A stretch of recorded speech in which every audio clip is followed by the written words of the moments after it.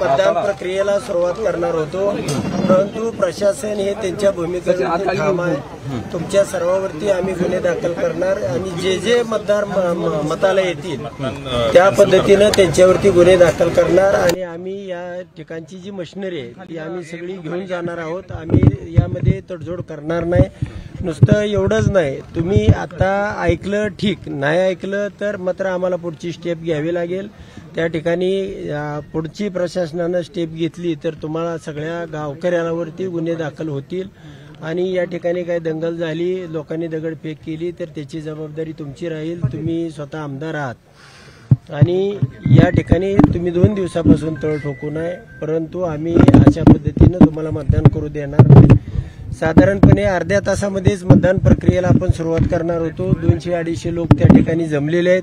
तरी सुद्धा अजून या प्रशासनाची भूमिका काय म्हणून आपण थांबलेलो होतो, परंतु प्रशासन कोणत्याही परिस्थितीमध्ये या ठिकाणी परवानगी देत नाही आणि दहशतीमुळं आम्हाला किमान 1500 मतदान तरी पोल झाल्याशिवाय आमची छाननी त्या ठिकाणी होत नाही आणि लोक महिला या मतदानाला यायला तयार होत नाहीत. म्हणून आम्ही या ठिकाणी दुसरे मार्ग अवलंबणार आहोत. ही लढाई आम्ही सोडणार नाही. यापुढेही वेगवेगळ्या पद्धतीनं न्यायालयीन पद्धतीनं ही लढाई लढली जाईल आणि त्या ठिकाणी गावकऱ्यावरती जो होणार, गावकऱ्यांनी ज्याही पद्धतीनं त्यांचा रोष व्यक्त केला, त्यांनी गेली 8 दिवस तयारी केली, सगळ्या प्रकारचं या ठिकाणी खर्च 2-3 लाख रुपयाचा खर्च केला, मंडप घातला, त्यांनी पेट्या साहित्य सगळं या ठिकाणी जमा केलेलं होतं आणि मीडियाचे तुमचे प्रिंट मीडियाचे लोक त्या ठिकाणी मतदानासाठी प्रत्येक टेबलवरती बसून आहेत. पण या ठिकाणी प्रशासनाची भूमिका अशी आहे की एक जरी चिठ्ठी तुम्ही फाडली आणि एक जरी मत पोल झालं तरी तुम्हाला आम्ही या ठिकाणी कारवाईला सामोरं जावं लागेल. आम्ही सगळ्या फोर्ससहित या ठिकाणी उपस्थित आहे. तर आता आम्ही सगळ्यांनी विचार करून त्या ठिकाणी गावकऱ्यांशी मी 5 मिनिटं चर्चा करेन आणि त्यानंतर आमचा निर्णय तुम्हाला. मार्कडवाडी गावाबरोबर संपूर्ण इथले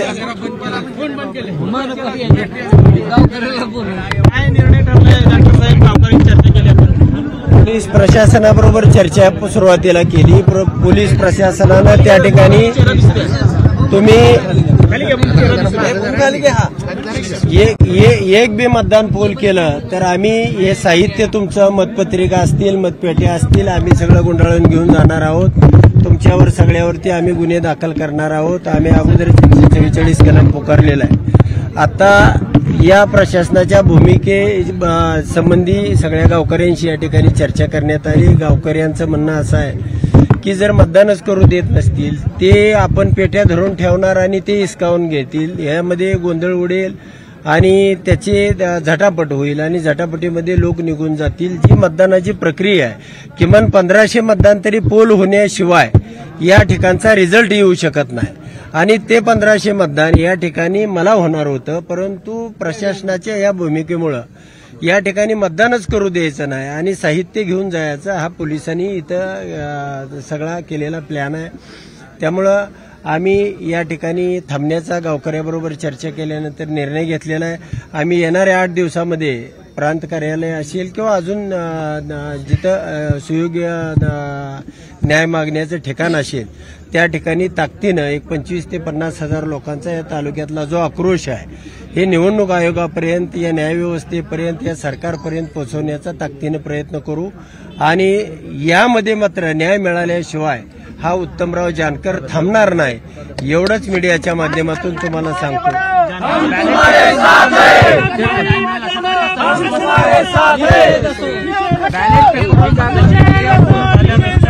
बॅलेट पेपरवर मतदान प्रक्रिया पूर्ण झाल्यानंतर तुम्हाला न्याय मिळेल असा प्रकारचा विश्वास कसा काय वाटतो, अशा प्रकारचा सवाल उपस्थित केला जातो. नाही, नक्कीच या गावामध्ये जे मतदान झालंय ते 1400 मतदान मला आणि 502 मतदान हे समोरच्या उमेदवाराला झालेलं आहे. मी त्याची सगळी प्रक्रिया पूर्णपणे या तालुक्यातला अभ्यास केलेला आहे आणि असं असताना त्याला 1003 म्हणजे दुप्पट मतं दाखवलेले आहेत. म्हणजे त्याची ती सिस्टीमच होती की दुप्पट मतं कशा पद्धतीने ट्रान्सफर करायची आणि म्हणून त्या ठिकाणी आम्हाला हे पडताळणी करायची होती. या गावाचा आक्रोश होता, या गावाला बघायचं होतं की कोणत्याही परिस्थितीमध्ये आम्ही दिलेलं मत हे ईव्हीएम मधून उत्तमराव जानकरला न जाता दुसऱ्याला का गेलं आणि त्याची पडताळणी करण्यासाठी खरं तर शासनानं ही सहकार्याची भूमिका घ्यायला पाहिजे होती, प्रशासनानं घ्यायला पाहिजे होती, पोलिसांनी घ्यायला पाहिजे होती.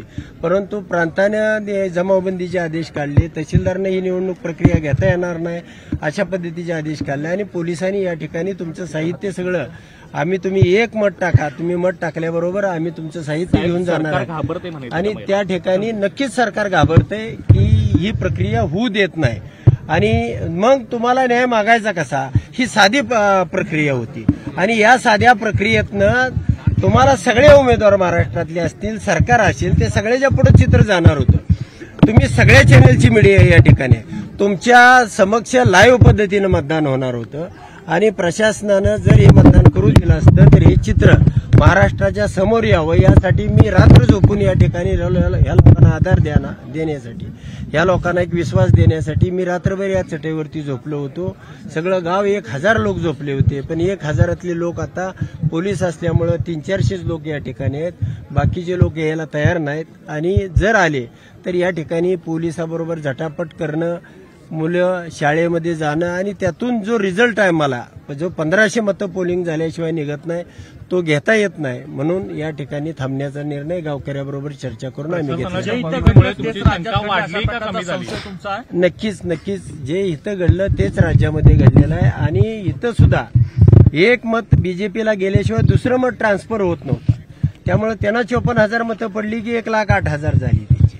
म्हणजे प्रत्येक मताला मल्टीपाय म्हणजे एकाशी एक असा फॉर्म्युला या ठिकाणी होता आणि म्हणून त्यांनी अशा पद्धतीनं या ठिकाणी जो विरोध केला, जी जाणीवपूर्वक या ठिकाणी मतदानाची पडताळणी करू दिली नाही, अशीच ह्याच गावात नाही मी 10 गावामध्ये जरी अशा पद्धतीनं आपण बूथ लावले आणि साधी प्रक्रिया आहे, सोपी प्रक्रिया आहे, गाव खर्चानं करतंय. त्याच्यामध्ये काय कोणाला शासनाचा खर्च आहे, कुठं पोलीस प्रशासन आम्ही मागतोय, बंदोबस्त मागतोय, असं काहीही नव्हतं. परंतु प्रशासनाने या ठिकाणी अडवणूक केलेली आहे. निश्चितपणानं न्याय हा कोणत्याही परिस्थितीत उत्तमराव जानकर न्याय मिळवल्याशिवाय राहणार. तुम्ही मोठ्या प्रमाणात आरोप करता की अशा प्रकारे मतं ट्रान्सफर झाले, काय पुरावे आहेत जानकरांकडे? ते मी तुम्हाला एक 15 ते 20 दिवसानंतर 100% दाखवणार आहे आणि ते लाईव्ह पद्धतीनं दाखवले जातील. तेवढ्यासाठीच हा गावकऱ्यांचा अट्टास होता आणि मला सुद्धा बघायचं होतं. त्यासाठी मी एक रात्र मुक्कामाला या ठिकाणी येऊन